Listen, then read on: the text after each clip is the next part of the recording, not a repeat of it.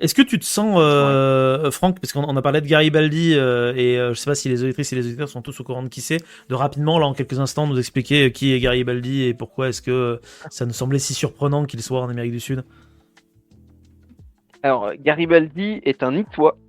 Parce que oui, il est né à Nice sous le Premier Empire en 1807. Donc, il grandit une tendre enfance sous un régime français bonapartiste, donc il mixe des éléments de monarchie et de république révolutionnaire. Et il appartient à une famille de la petite bourgeoisie. Alors, c'est pas des gens particulièrement richissimes, mais Ouais. ça reste quand même. Ses parents essayent de lui faire des études. Bon, il refuse complètement. Et à 15 ans, il devient mousse. Il part sur les mers. Et il rejoint rapidement, après avoir fait des rencontres, notamment des Français, Ok. d'obédience. Alors, je sais pas si c'est pas des. Ah, j'ai perdu le nom de la philosophie, mais c'est une philosophie sociale, révolutionnaire, qui promeut l'humanisme universel. Ok. Et ça va le marquer. Ensuite, il va rencontrer des Manzini, des révolutionnaires républicains italiens, et il va virer révolutionnaire, et il va devenir un des grands partisans de la République et de l'unification de l'Italie. Au départ, lors d'une première tentative révolutionnaire qui échoue, il est exilé. Il s'exile volontairement parce qu'il est sous peine de mort. Ok. Il est condamné à la peine de mort dans cet exil, il s'enfuit, il part au Brésil, où il va participer à des combats révolutionnaires dans le sud du Brésil, au Rio Alegre, Ok. qui tente de devenir sa propre république face à l'Empire du Brésil. Le Brésil, à ce moment-là, est un empire Ah ouais. en pleine gestation. Il fonde des comités locaux et devient rapidement le chef des Italiens révolutionnaires en Amérique du Sud. Puisqu'à ce moment-là, il faut le rappeler à nos auditeurs et auditrices, encore une fois, comme je le disais, l'Amérique du Sud est finalement peu peuplée par les Ouais. Européens. Il y a beaucoup de natifs sud-amérindiens qui sont des majorités même. Ouais. En Uruguay, par exemple, lors du conflit qu'on va évoquer, les Amérindiens sont toujours une majorité. Ok. En réalité, les Européens, malgré la possession légale des terres, malgré la majorité dans les grandes villes, etc., en fait, il y a une quasi-majorité de population indigène. Ok. Et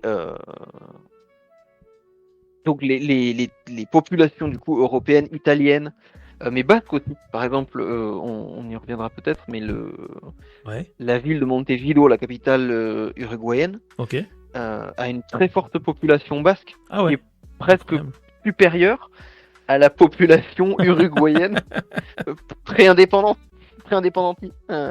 avant l'indépendance. Je vais y arriver. Ok. Donc les Italiens forment une minorité nombreuse en fait. Ouais. Ok, je vois. Montevideo, par exemple, je crois qu'ils sont quelque chose comme 600, là où les Uruguayens natifs, c'est-à-dire de deuxième, troisième, quatrième génération, d'ascendance espagnole, sont peut-être le double, tu vois. Ouais. Donc en fait, ils sont proportionnellement très nombreux. Ok. Ces Italiens en exil ont beaucoup plus d'affinités révolutionnaires, républicaines. Justement, ils sont dans des républiques révolutionnaires qui se sont libérées du joug espagnol. Ouais. Et oui, du coup. Donc, il y a une effervescence en Amérique du Sud. Et Garibaldi devient rapidement le chef de cette effervescence, de ces groupes. Forme ce qu'on appelle la Légion italienne, qui va se battre du coup durant le conflit qu'on va évoquer, puisque le blocus anglo-français de Rio de la Plata, l'ancien nom de l'Argentine, s'inscrit dans une guerre civile en Argentine et dans une guerre civile en Uruguay. Mhm. Et Garibaldi en fait participe à cette guerre civile avec plus ou moins de succès, et aussi on l'oublie souvent avec sa femme Anita. Ok. qu'il a rencontré au Brésil, Ah ouais, incroyable. et qui ils sont particulièrement amoureux, et qui va l'accompagner à travers toutes ses aventures, enceinte plusieurs fois. Donc c'est vraiment Gary. Après il y a cet élément aussi sur Garibaldi, c'est vraiment un personnage quasi mythologique. Ouais, oui. Il y a toute une légende qui s'est créée autour, entre le fait que voilà, sa femme a littéralement accouché pendant des combats. Enfin voilà, en plus c'est une histoire d'amour, une vraie. C'est dingue qu'il n'y ait pas Il eu y de a quand même film dessus encore en Italie, je en pense Italie. qu'ils Je vont en pense que avoir. ouais, oui, j'imagine en Italie, ouais. Mais c'est sûr que voilà, c'est un personnage. Après, voilà, c'est un personnage qui va participer à tout ça, qui va retourner en Europe après tous les événements en Amérique du Sud, qui va aider à l'unification italienne. Et ce pourquoi il est le plus connu, c'est l'expédition des 1000, donc 1000 volontaires de chemises rouges, après avoir donc obtenu la renommée internationale grâce à ses aventures en Amérique du Sud. Il agrandit la taille de ses partisans, ses groupes de partisans, Ouais. et il participe à la chute du royaume des deux Siciles, qu'il donne, entre guillemets, au roi Victor Emmanuel II de Piémont-Sardaigne, qui à ce moment-là est le principal élément poussant, en tout cas politique poussant à l'unification italienne. Et ce, alors même que Garibaldi est républicain. Mais entre guillemets, il met entre parenthèses ses préférences républicaines en faveur de l'unité italienne. Ouais. Aux grandes dames d'ailleurs de son ancien mentor Mazzini, qui lui est un fervent républicain. Ouais. Qui Ouais, il a ne fait veut un pas choix. faire de compromis. Il a fait un choix politique de compromis, mais ça peut aussi se comprendre, effectivement. Mais d'ailleurs, qui peut se comprendre, qui a eu ses défauts aussi, puisque Garibaldi s'est ensuite de s'emparer de Rome. Ok. Il sera défendu par les Français de Napoléon III, et il échouera devant la ville. D'ailleurs, beaucoup de ses partisans décéderont. Mais du coup, il y a toute une épopée de Garibaldi qui commence en Europe, qui s'en va naviguer sur les mers, qui part en Amérique du Sud. Ouais, en j'avoue que exil, c'est quand même, ça fait très devient un aventurier, quoi. exil combattant révolutionnaire et amoureux, qui revient en Europe, qui réussit la révolution, qui réussit à unifier l'Italie. Voilà.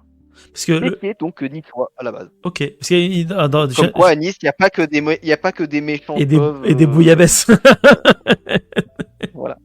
Parce que si je ne m'abuse, là, je dis pas digresser un petit peu, mais dans mes souvenirs, il veut prendre Rome, mais les Français qui étaient dans le camp des Italiens au début changent de camp pour éviter que Rome soit prise, non, ou un truc comme ça, il me semble, non, au dernier moment. Ah, c'est ça. C'est-à-dire qu'en fait, le Napoléon III se veut défenseur de la foi catholique, parce que ça lui permet d'avoir une certaine influence sur le reste de la chrétienté par voie de fait.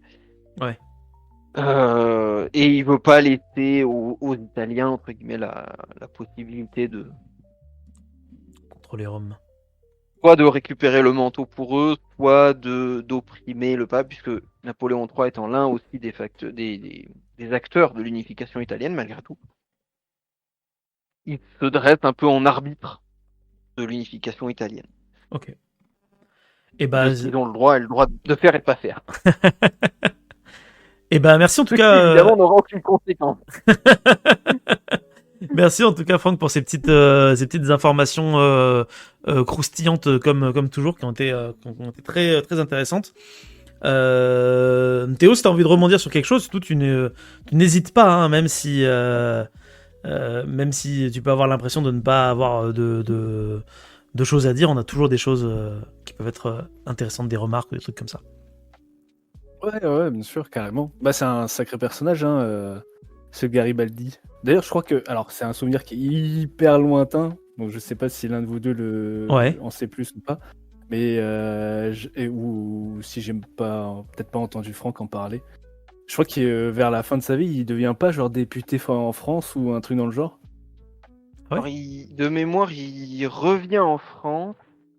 il combat, il est Face général à la dans. Prusse, Il me ouais. semble qu'il est général face à la Prusse lors de la guerre franco-prussienne. Ah ouais. Ah ouais. Ouais, et il a même eu, je crois, à un moment donné, je sais pas s'il a pas été, s'il n'était pas porté volontaire pour la guerre civile aux États-Unis. Ok. J'ai un doute là-dessus. C'est possible, mais moi je me rappelle, j'avais eu un cours sur comment dire, l'essor des identités nationales, etc.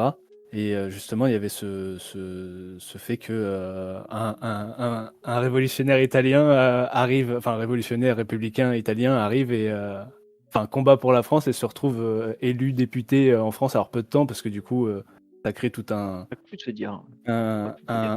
bordel parce qu'il a pas la nationalité, etc. Ben Machin. oui, mais en fait, si, c'est ça qui est paradoxal. En fait, c'est là où Oui, Garibaldi parce qu'il est est, né je pense, à un personnage qui est Nice, oui. intéressant. C'est ça, il est né à Nice, mais Nice française, pas Nice savoyarde.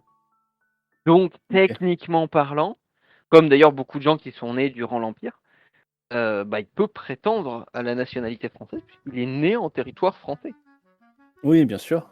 Mais après, il y avait Donc, cette opposition entre cette république qui était quand même très dirigée par des royalistes, etc.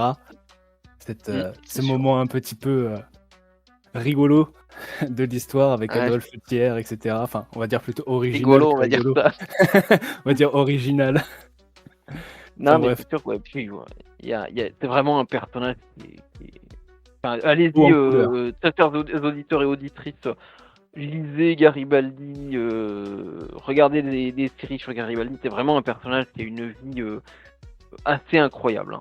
Franchement, et qui est aujourd'hui au statut de père fondateur de l'Italie et de légende, et qui a quand même réussi à garder, je pense, peut-être aussi par rapport à d'autres, une ambition universaliste. Ouais. C'est-à-dire que ça a beau être un nationaliste italien qui perd sa unité à l'Italie face à d'autres pays, d'autres puissances, c'est aussi quelqu'un qui a une vision de la nation qui n'est pas une vision exclusive, comme l'auront ensuite par la suite d'autres révolutionnaires nationalistes. Bien sûr. Et surtout, de ce qu'on en sait, il est resté quand même très aligné toute sa vie aux mêmes idées. Tandis que d'autres n'hésitent pas comme on le dirait à aujourd'hui, c'est un bon gros gauche. D'ailleurs, c'est rigolo parce que tu as parlé de la guerre de sécession et du coup, j'ai vite fait un petit check-up. Effectivement, les Américains lui ont proposé de venir les aider pendant la guerre de sécession, mais Garibaldi a fait deux demandes. La première, c'est qu'il voulait que les esclaves soient émancipés directement, et ensuite il voulait le commandement suprême des armées. Et donc du coup, on lui a gentiment fait comprendre que l'émancipation des esclaves n'était pas vraiment prévue au programme, et que il filerait pas le commandement des forces armées fédérales à un étranger, même si techniquement il a un passeport américain. Et donc du coup, les négociations sont arrêtées là, d'autant plus qu'il avait rajouté une troisième clause dans laquelle il disait que, en gros, si Victor et Emmanuel II avaient besoin de lui, il partirait pour aller l'aider. Voilà.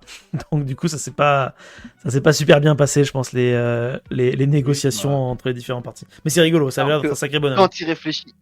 Surtout quand il réfléchit 3 secondes, ils ont fait un très très mauvais choix parce que McClellan, qui était c'était pas dingue, le général en chef des armées US, était nul. Alors, j'exagère peut-être un peu parce qu'évidemment, toujours remettre les choses dans leur contexte. Mais pareil, si vous vous penchez sur la guerre de sécession, vous verrez que McClellan a fait quand même un certain nombre de choix stratégiques qui étaient, en comparaison des choix qu'a fait le général Lee en face, assez catastrophique. On vous renvoie d'ailleurs à notre hors-série gigantesque de 5h30 sur la guerre de sécession. Si ce petit instant passé en notre compagnie vous a plu et que vous avez envie d'en passer d'autres avec nous, eh bien n'hésitez pas à vous abonner, mettre un petit pouce bleu, partager la vidéo ou encore nous suivre sur les réseaux sociaux. Sachez que vous pouvez aussi écouter cet épisode dans son entièreté et pour cela vous n'avez qu'à vous rendre dans la description de la vidéo. Je vous dis à très bientôt pour à nouveau écouter un petit peu de tout et surtout un petit peu de rien.